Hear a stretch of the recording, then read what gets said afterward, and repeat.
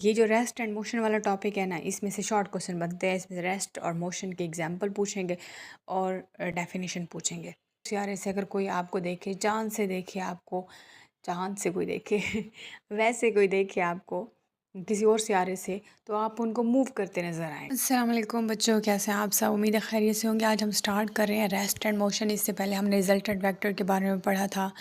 और सबसे पहले आप जो है चैनल को सब्सक्राइब कर दिया करें, वीडियो को लाइक कर दिया करें, वीडियो पूरी देखा करें, क्योंकि इससे आपका कॉन्सेप्ट क्लियर होगा। अगर आप पूरी नहीं देखेंगे और दरमियान में छोड़ देंगे तो आपको जो है आपका कॉन्सेप्ट क्लियर नहीं हो पाएगा। और वीडियो में कुछ इंपॉर्टेंट गाइडलाइंस भी बताती रहती हूँ, तो वो भी आप देख लिया करें।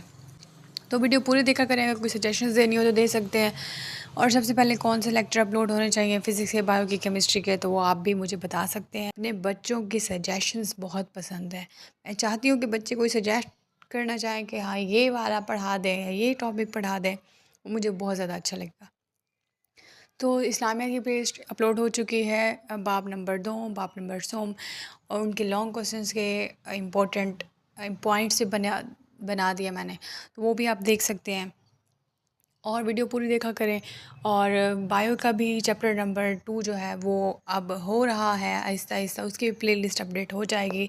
और आज भी 1-2 लेक्चर हैं जो अपलोड होने हैं, और आप देखते रहें, चैनल को विज़िट करते रहें। आज हम स्टार्ट कर रहे हैं रेस्ट एंड मोशन। तो रेस्ट एंड मोशन का नाम से ज़ाहिर है कि रेस्ट और मोशन क्या होती हैं। तो रेस्ट का मतलब है कि कोई बॉडी जो है वो रुकी हुई है, ठीक है, मूव नहीं कर रही। मूव तब करेगी कोई फोर्स उसके ऊपर एक्ट करेगी।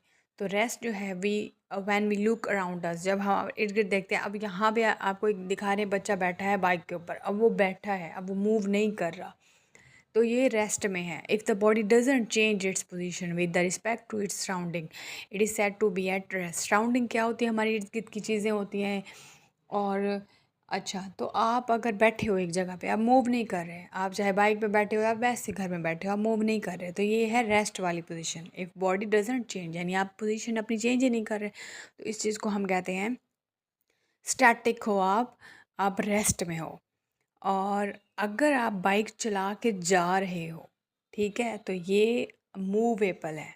अब फॉर एग्ज़ाम्पल आप ज़मीन पे हो और किसी और सियारे से अगर कोई आपको देखे, चाँद से देखे आपको, चाँद से कोई देखे वैसे कोई देखे आपको किसी और सियारे से, तो आप उनको मूव करते नज़र आएंगे, ठीक है।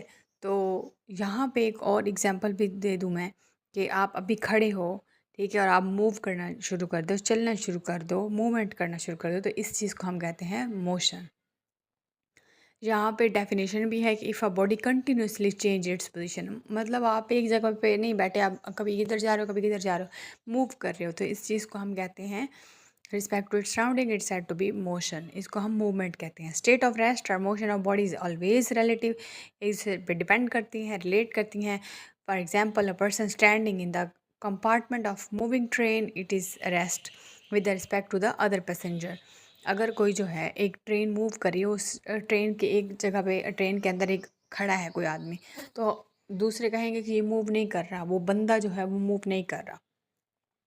उसके बाद यहाँ पे लिखा हुआ है with respect to other passenger in the compartment, but he is in motion with respect to an observer standing on the platform of railway station. इसका मतलब ये है कि अगर वो रेलवे स्टेशन के ऊपर खड़ा है और ट्रेन में कोई जा रहे हैं, तो वो उन्हें मूव होता नज़र आएगा।